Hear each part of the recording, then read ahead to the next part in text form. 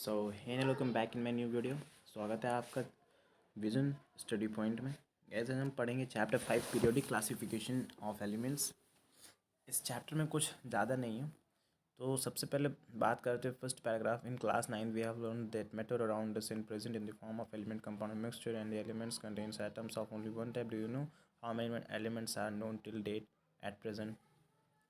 तो इसमें दिया है कि टोटल 1018 एलिमेंट्स 118 एलिमेंट्स डिस्कवर्ड, जिनमें से 94 are naturally occurring and left 24 are man made. बस पहला पैराग्राफ में इतना ही गिवन था। Second paragraph 5.1 making order of chaos, इसमें कुछ है नहीं, तो ये पैराग्राफ लेफ्ट छोड़ो से पढ़ते हैं डोबेराइनर ट्रेड्स के बारे में। इनका पूरा नाम जॉन वॉल्फगैंग डोबेराइनर था। तो ये थे कौन? He is a German chemist. ठीक है। Try to arrange the elements with similar properties into groups. Okay. तो इनके नाम के आगे आपने नोटिस किया होगा ट्रेड्स लगा हुआ है, बल्कि इनका पूरा नाम जॉन वॉल्फ डोबेराइनर था। और इनके पूरे नाम में कहीं ट्रेड्स था नहीं। इन्होंने ट्रेड्स इनके नाम में आया कैसे? ये इनकी डिस्कवरी थी। इन्होंने ट्रेड रूल बताया था। तो उनकी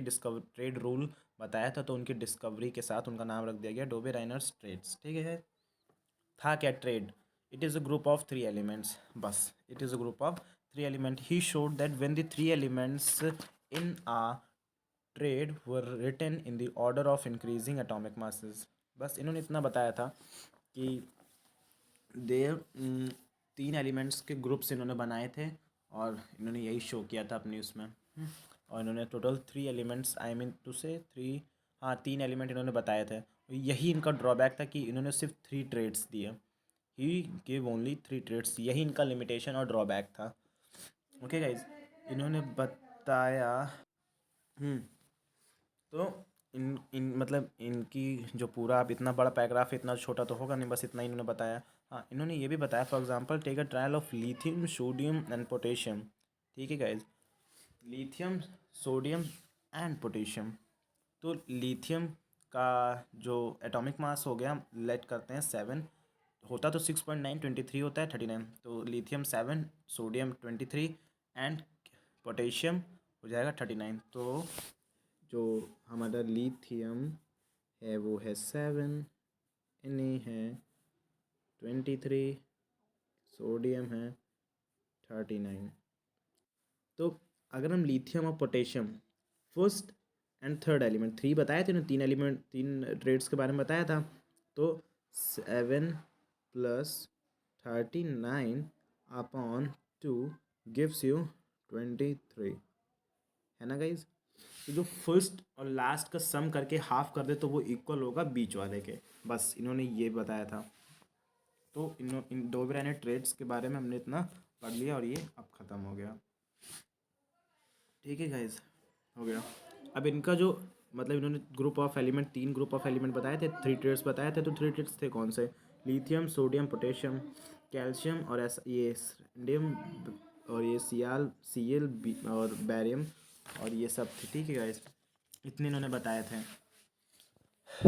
अब बात करते हैं न्यू लैंड ऑफ ऑक्टेव्स।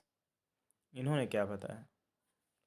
इन्होंने गाइज ज़्यादा कुछ तो नहीं बताया, बट जो भी बताया उनसे अच्छा बताया। मतलब ये डोबेराइनर ट्रेड्स से कुछ ज़्यादा सही बताया।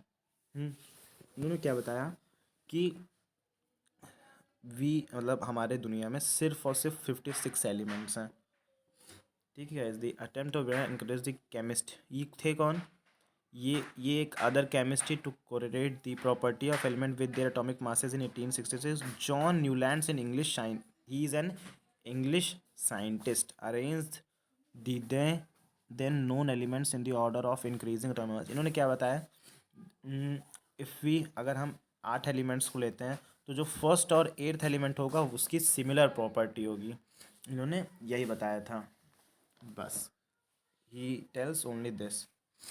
डोबेराइनर का तो मैंने आपको बता दिया कि he arrange three elements group in order of increasing atomic masses. ये इनका डोबेराइनर का ट्रेड रूल था। इन्होंने क्या बताया? It was found that the law of octave was applicable only up to calcium. इन्होंने बताया कि सिर्फ और सिर्फ कैल्शियम तक, अगर हम मतलब कैल्शियम है तो calcium first to eighth, first वाला और लास्ट वाला अगर हम एलिमेंट लें तो उनकी सिमिलर प्रॉपर्टी होगी। बट उसके बाद after calcium every eighth element, after calcium देखिए यहाँ लिखा हुआ है, after calcium every eighth element did not possess property similar to that of first. उसके बाद कैल्शियम के बाद ऐसा नहीं होगा, कैल्शियम से पहले हर फर्स्ट टू एर्थ वाले, फर्स्ट और जो एर्थ वाला एलिमेंट होगा उसकी सिमिलर प्रॉपर्टी होगी, बट उसके बाद ऐसा नहीं होगा आफ्टर कैल्शियम।